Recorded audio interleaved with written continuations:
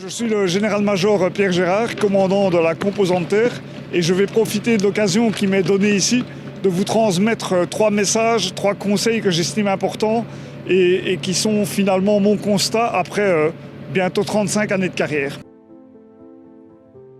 Le premier conseil que j'ai à vous donner, et pour moi il occulte littéralement tous les autres, c'est restez vous-même. Nous avons tous nos forces, nous avons tous nos faiblesses. Il est extrêmement important que vous l'assumiez, que vous connaissiez vos forces et vos faiblesses, mais surtout restez vous-même. Les masques tombent vite, les types peuvent tout vous pardonner, mais ils ne vous pardonneront pas de porter un masque et de donner une image qui n'est pas ce que vous êtes. Acceptez vos faiblesses, travaillez vos points faibles et compensez-les éventuellement en vous entourant des personnes qui peuvent vous aider à exécuter mieux la mission par leur qualité intrinsèque.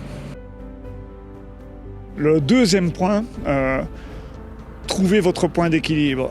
Dans une carrière d'officier, il n'est absolument pas facile de mêler les impératifs professionnels, les impératifs familiaux et les impératifs purement personnels.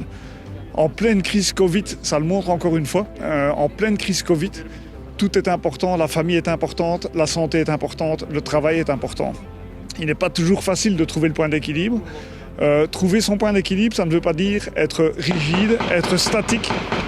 Trouver son point d'équilibre, ça ne veut pas dire non plus être dans sa zone de confort. Je fais souvent référence aux grimpeurs ou aux acrobates. Les grimpeurs ou les acrobates, parfois, doivent pouvoir quitter leur point d'équilibre, doivent pouvoir se jeter pour attraper une prise plus ferme et pour éventuellement se rétablir à un moment donné. Et c'est ça la difficulté. Il faut trouver votre point d'équilibre et naviguer sur ce point d'équilibre sans avoir peur parfois de vous en écarter et parfois de vous en rapprocher. Un troisième point, soyez exigeants avec vos hommes et avec vous-même, mais soyez surtout bienveillants. Soyez bienveillants avec tous, avec vos chefs, avec vos soldats, avec les hommes et femmes que vous commandez et avec vos collègues. Il est particulièrement important de leur accorder l'attention nécessaire. Nous sommes tous persuadés que le personnel est la priorité. Tout le monde répète que le plus grand défi de la défense reste le personnel. Soyez conséquents.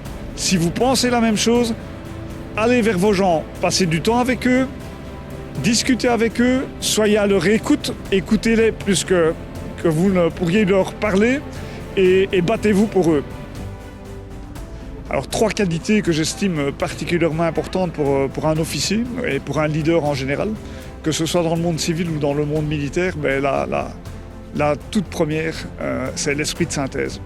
L'esprit de synthèse est extrêmement important dans un monde où l'information coule à flot, où bien souvent nous devons aller chercher une information précise au milieu d'une masse de données. Il est particulièrement important de pouvoir identifier celle qui va vous servir et il est particulièrement important également de faire passer votre message et de transmettre cette information au bon moment à la bonne personne. L'esprit de synthèse est extrêmement important. Une deuxième qualité qui est particulièrement décisive, c'est justement la capacité à décider. Trop de chefs sont incapables de décider ou repoussent l'échéance et ont tendance à repousser le moment de la décision. Il est extrêmement important pour le travail de vos subordonnés de pouvoir décider au bon moment et au bon endroit.